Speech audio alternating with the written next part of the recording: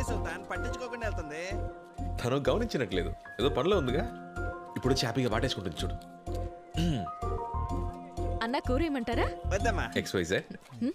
ఏమన్నా? ఏంటి మళ్ళీ కోపం కలుగుస్తుంది? ఏంటి రొమ్మిర్చుకొని ఉంచునా? చూడలో దించు. కూలింగ్ గ్లాస్ తీ. ఏంటిలా గాలి తీసింది?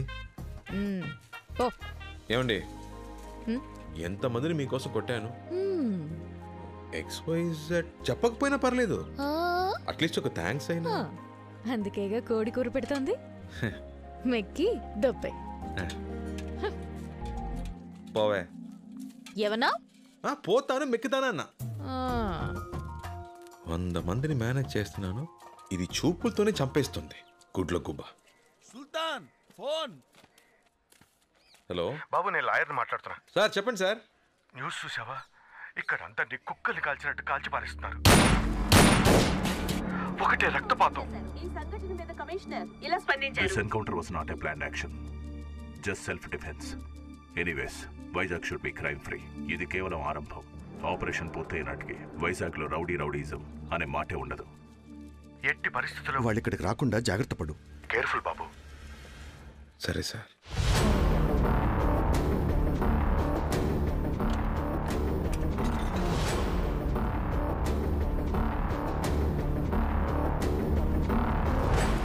సరే, మేము సాయంత్రం మా ఊరికి బయలుదేరతాం. అవును, అలాగే. సరే, జాగ్రత్తగా వెళ్ళండి. రేయ్, సాయంత్రం అందరూ ఊరెళ్ళిపోతున్నాం. ట్రైన్ ఆగినా సరే ఎవరికి మళ్ళీ భోజనాలు పెట్టించను. ఇక్కడే డబుల్ కోట మెక్కేయండి, అర్థమైందా? ఏంటి సుల్తాన్, ఆలోచించకుండా ఫోన్ చేయండి.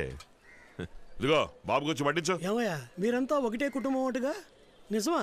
అవును. భోజనాలకే బోలెడంత ఖర్చు అవుతుందేమో. రోజుకు 10 కిలోల బియ్యం మాయమైపోతాయి. ఏంటయ్యా నువ్వు, తినే పువ్వు కూడా లెక్క కడితే ఎలా చెప్పు? మా దగ్గరే గనక మీలాంటి వాళ్ళు 100 మంది ఉంటే చాలు. మేం ప్రతిరోజు 10 ఊళ్ళకు బువ్వ పెట్టగలం తెలుసా?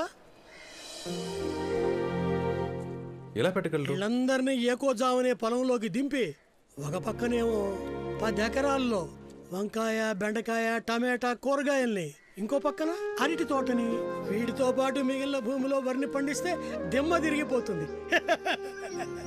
వీళ్ళతోనా జరిగే పని నా తాత? వీళ్ళకి వ్యవసాయం రాదు.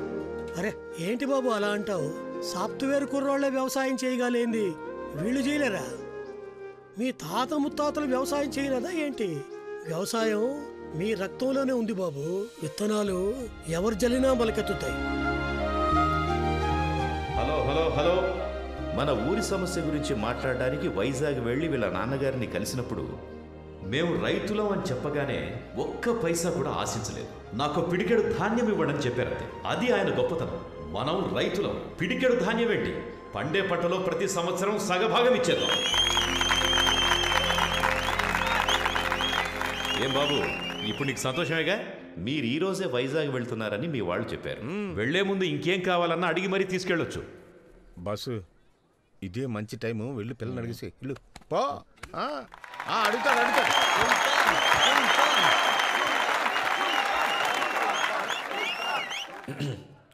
ఊరు పెద్దలకి, ఇక్కడున్న అందరికీ నమస్కారం. గొడవలు కొట్లాట్లాంటివి మా నాన్నగారు చేసినప్పుడైనా, మా అన్నలు చేసినప్పుడైనా నాకెప్పుడు నచ్చలేదు. కానీ ఇప్పుడు నాకు ఒకటి బాగా అర్థమైంది. కత్తితో చెట్టు నరిగితేనే తప్పు, ముళ్ళు నరగడం తప్పు కాదు.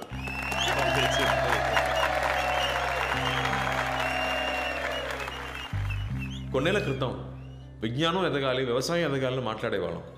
కానీ ఇప్పుడు ఈ ఊరికి వచ్చాక అర్థమైంది, విజ్ఞానం బాగా ఎదిగింది, వ్యవసాయమే వెనకబడిపోయింది. దాని గురించి ఎవరు పట్టించుకోవట్లేదు. అంతెందుకు, నేనే డబ్బు ఉంటే సరిపోతుంది, ఆ డబ్బుతో తిన్నైనా నీళ్ళైనా కొనుక్కోవచ్చని అనుకునేవాడిని.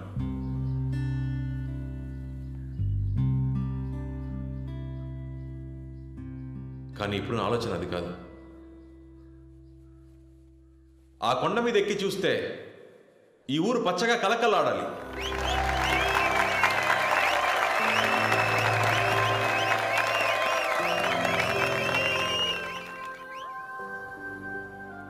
ఇక్కడ పండించే ధాన్యంతోనే నా పెళ్లి భోజనం పెట్టాలి.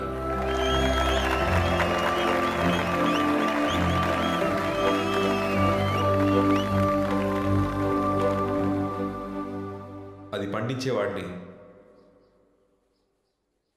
నేనే కావాలి. ఏం ప్లాన్ చేస్తున్నాడు అర్థం కావట్లేదు. ఏమంటున్నా ఏమంటున్నాడు? అన్నా ఇదేం ఫిట్టింగ్ అన్నా?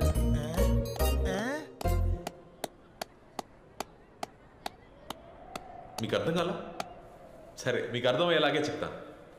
నేను నా అన్నలు ఒక 5 నెలలు ఈ ఊళ్ళోనే ఉండి మీ అందరితో కలిసి వ్యవసాయం చేద్దామని నిర్ణయించుకున్నాను. వ్యవసాయమా? బైక్లో ఏమంటున్నారు మైకిల్? వ్యవసాయం చెయ్యాలంట. సంతోషమేగా? ఏంటి బాబు ఇది? వ్యవసాయం అంటే మాకేమీ చులకన కాదండి. దిగితే మేమో చేస్తాం. అందుకని మమ్మల్ని మీ పిల్లలే అనుకుని వ్యవసాయం చేయడానికి మాకు ఎంతో కొంత భూమి ఇస్తే సరిపోతుంది, అంతే.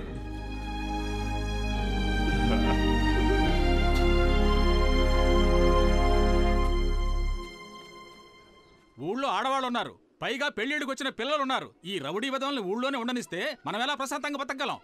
వాళ్ళు నీకన్నా మంచోళ్ళయ్యా. వాళ్ళు ప్రాణాలకు తెగించి మనల్ని కాపాడడానికి వస్తే అంతలోనే అది చేస్తారు ఇది చేస్తారంటే ఏంటయ్యా అర్థం? ఇలాగే మునుపొకడొచ్చి మన పొలాలు రాసిమ్మన్నాడు. 4 ఏళ్లు కుక్కల్లా హీనంగా బతికాం. వీళ్ళని చూస్తే దున్నపోతుల్లా బలిసి 100ల సంఖ్యలో ఉన్నారు. వాళ్ళని ఇక్కడ ఉండడానికి ఒప్పుకుంటే ఈ ఊరే నాశనం అయిపోతుంది. నాకెందుకో వాళ్ళు మన ఊళ్ళో ఉండడమే మంచిదనిపిస్తుంది. నీకే వంటరోడివి, ఇంట్లో ఆడాలు ఉంటే తెలుసుద్ది సమస్య ఏంటనేది. తాత చెప్పిందే కరెక్ట్. వాళ్ళిప్పుడు మన ఊళ్ళో ఉండడం మనందరికీ మంచిది. ఊరుకోమ్మా, చివరికి ఆడవాళ్ళు కూడా పంచాయతీలో సలహాలు ఇచ్చేవాళ్ళే. పెద్దయ్యా, జయేంద్ర ఇంకా చచ్చిపోలేదు. చావు దెబ్బ తిని వెళ్ళాడంతే. ఆడి తిరిగొచ్చాడంటే మనుషులు పెట్టి కొట్టిస్తారా అని ఊరు మొత్తం తగలబెట్టడం ఖాయం. అవునే. ఇలా చూడండి, ఇప్పుడు మన సమస్య వీళ్ళు కాదు. సమస్య ఏంటంటే ఇంకో 6 నెలల్లో వ్యవసాయం చేసి మన పొలాల్ని కాపాడుకోవాలి. ఇది బీడు భూమి కాదు, వ్యవసాయ భూమి అని నిరూపించాలి. అందుకోసం వాళ్ళు మన ఊళ్ళోనే ఉండాలి. ఆ అమ్మాయి కరెక్ట్ పాయింటే మాట్లాడుతోంది. ఇది జరిగే పని కాదులే. పొలాల కోసం మానాన్ని తాగట్టు పెట్టాలా? చెప్పండి. ఊరుకోవయ్యా, మనకు వేరే దారి లేదు. మా అమ్మాయి చెప్పింది నిజమే. అవన్నీ అలా ఉంచండి. ఇంతకీ పొలం ఎవరిస్తారు? ఏం మాట్లాడరే? చెప్పండి, పొలం ఎవరెత్తారు? నా దగ్గర 1 ఎకరం ఉంది, నేనిస్తా వాళ్ళకి. ఏంటి 1 ఎకరమా? దాంతో ఏం చేయాలని? నాకు 8 ఎకరాలు ఉంది, వాళ్ళకి నేను ఇస్తాను.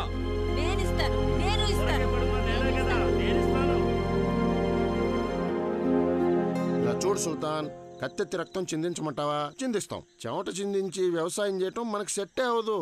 వెళ్ళామా, వేసేసామా, కాలైనా సరే తలైనా సరే జస్ట్ 15 మినిట్స్ పని అయిపోయిందా, బిర్యానీ తిన్నామా, టేక్ రెస్ట్. అది వదిలేసి ఎండనక వాననక ఎందుకు ఈ తిప్పలు చెప్పు. సాంబశివ అన్న అద్భుతంగా మాట్లాడావు. ఒకసారి ఎట్రా. కంగ్రాచులేషన్స్. వెళ్ళు. సాంబశివం, అన్నంట మర్చిపోయావే. అడిగిన దానికి కరెక్ట్గా సమాధానం చెప్పు, అప్పుడు అన్న కూడా తగిలిస్తా. ఇది చెప్పు, గుమ్మడికాయ తీగకు కాస్తుందా మొక్కకు కాస్తుందా?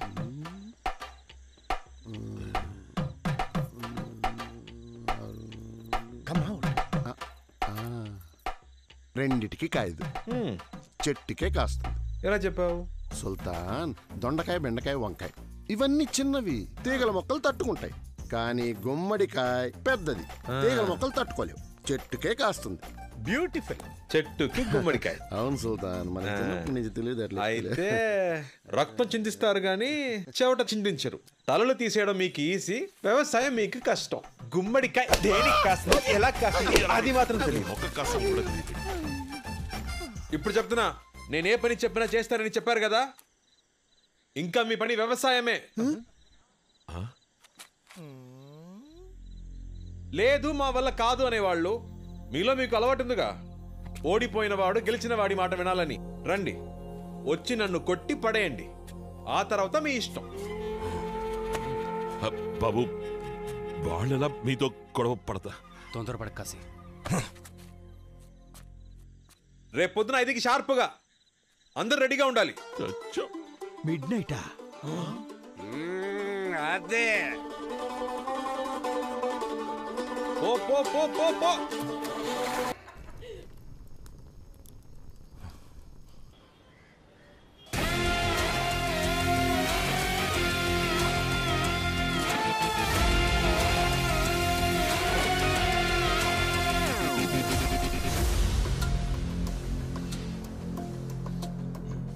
Joker, bloody joker. అది ఒక ఏనుగు గుంపు. ఒకళ్ళు ఇద్దరు కాదు, 100 మందికి పైగా ఉన్నారు. వాళ్ళని కాదని ఒక్కరు కూడా ఆ భూమి మీద కాలు పెట్టలేరు. వాళ్ళ బలం వాడొక్కడు, రావణుడు. 100 తలల రావణుడు. నా సాయం లేకుండా నువ్వు వాళ్ళని ఏమీ పీకలేవురా. మాట్లాడుతున్నావుగా, మాట్లాడుచో. ఎందుకు రమ్మంతరు చూస్తారు? సుల్తాన్,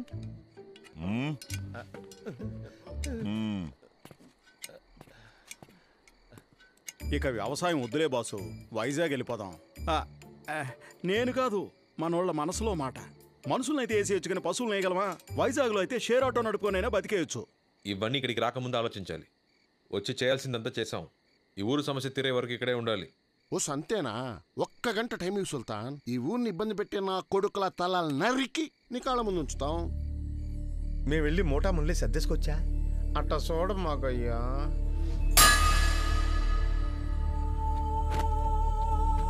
మళ్ళీ మళ్ళీ చెప్పను. నేను చెప్పే వరకు ఇక్కడే ఉండాలి.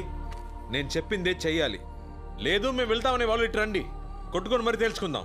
ఒక్కడొచ్చినా సరే, అందరు వచ్చినా సరే, నేను రెడీ. ఎవరొస్తారు? జంగా, ఒక్కడు కదలకూడదు. ఎవడైనా కదిలాడో తోలు తీసే. తోలు తీయడానికి నేనేమన్నా అరటిపండు తొక్క? జై సుల్తాన్, జై సుల్తాన్, జై సుల్తాన్, జై సుల్తాన్. ఒరే జెండాకర్రా, ఏంట్రా? ఆంజనేయుడు భక్తి కూడా నీ భజన ముందు బలాదుర్రా. చిన్నప్పుడు స్కూల్లో గోడ కూర్చేయమంటే తిరగబడి రౌడీ అయినోడ్రా. కనీసం దానికైనా రెస్పెక్ట్ ఇవ్వరా? కొడితే మొగ 32 చెక్కలు అవుతుంది. టైమురా. ఆ పిల్ల వల్ల మనకి కష్టాలు తప్పవు, వేరే దారే లేదు. మరో దారుంది. మీరందరూ ఒప్పుకుంటే తనతో నేను తలపడతాను. వాణ్ణి నేను ఓడిస్తాను. సుల్తాన్ని ఓడిస్తావరా? ముందు నన్ను ఓడించరా.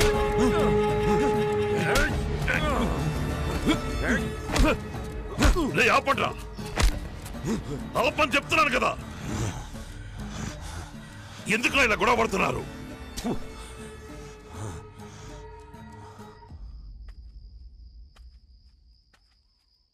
మీ మనసులో ఏముందో నాకు అర్థం కావట్లేదు. దేనికోసం ఇదంతా? మన వాళ్ళని కష్టపెడుతూ, ఈ ఊళ్ళో వాళ్ళని కష్టపెడుతూ దేనికి? ఆ అమ్మాయి కోసమా? మన కోసం, మనందరి కోసం మావయ్య. ఏంటి? నిన్నటి వరకు ఒక 6 నెలలు ఈ ఊళ్ళో ఉండి వెళ్ళిపోదామని అనుకున్నా. కానీ ఈరోజు వీళ్ళకి వ్యవసాయమే కరెక్ట్ అని అనిపిస్తుంది. ఇక్కడుంటే వీళ్ళు తప్పు చేయరు. వీళ్ళందరినీ రైతులుగా మార్చేయాలి మావయ్య. రైతులుగా మారుస్తావా? వీళ్ళనా? మూర్ఖులు బాబు. మీరు సముద్రానికి ఆనకట్ట కడుతున్నారు. అది జరగదు. వీళ్ళు మారరు. వదిలేయండి సుల్తాన్. జీవితంలో మంచి అంటే తెలియని వాడే మావయ్య. ఎలా పడితే అలా బతుకుతాడు. ఒక్కసారి మంచి ఏంటో తెలిస్తే వాడికి బతకటంలో రుచి తెలుస్తుంది. నాకు మీరు 6 నెలలు టైం ఇవ్వండి. వీళ్ళు మారకపోతే నా మనసు మార్చుకుని మళ్ళీ బాంబేకి వెళ్ళిపోతాను. దానికి వీళ్ళు ఒప్పుకుంటారా? వాళ్ళకి తెలియక్కర్లేదు మావయ్య. నేను ఆ అమ్మాయి కోసమే ఇక్కడ ఉన్నట్టు అనుకోని.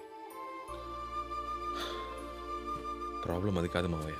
మరి మనం ఈ ఊళ్ళో ఉండాలంటే కత్తి పట్టక తప్పదు. వీళ్ళని మార్చాలంటే వీళ్ళు ఇంకెప్పుడు కత్తి పట్టకూడదు. దీనికి పరిష్కారం ఏంటో నాకు తెలియట్లేదు. చెడు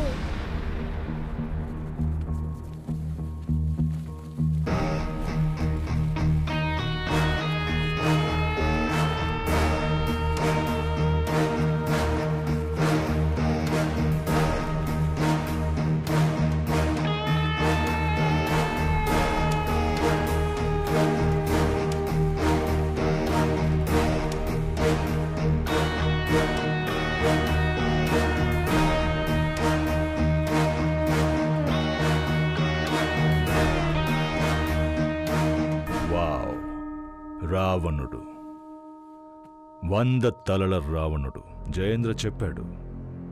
అప్పుడు నమ్మలేదు, ఇప్పుడు నమ్ముతున్నాను.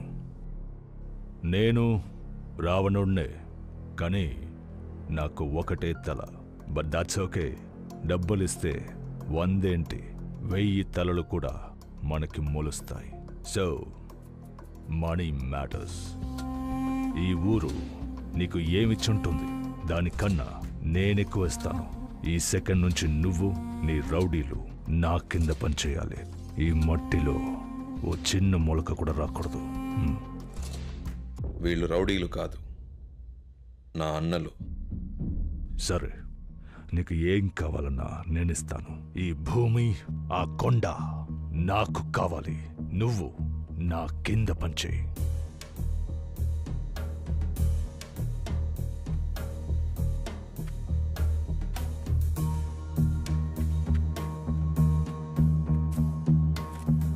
ఈ భూమి కొండ కావాలంతేనా? ఏమని చెప్తా.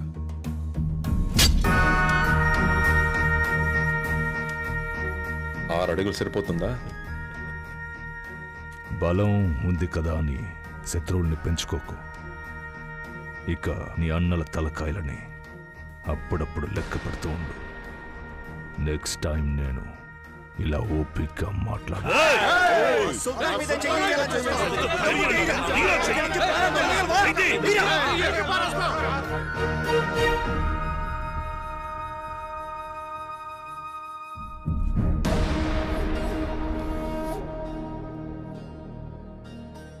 మీ వాళ్ళకి నా కోపమే తెలుసు, మా అన్నల కోపం ఎలా ఉంటుందో తెలియదు. మీరు తట్టుకోలేరు. ఇది వీళ్ళ నేల, వీళ్ళ మట్టి. ఈ ఊరి వాళ్ళ బాధలు చూడలేకే ఒకడిని చచ్చేలా కొట్టాను. ఇప్పుడు నేను ఇక్కడి మనిషిని. జోలికొస్తే నరిక్కేస్తా. ఇంకెప్పుడు ఇక్కడికి రాకు. వస్తే మళ్ళీ వెళ్ళాం.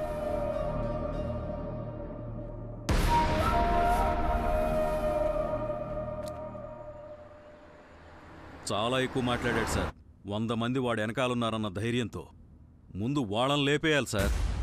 100 మంది వాడి వెనకాల లేరు. 100 మంది ముందు వాడున్నాడు. పాముని చంపాలంటే తోక నరక్కూడదు, తల నరకాలి. వాడి తల నరకాలి.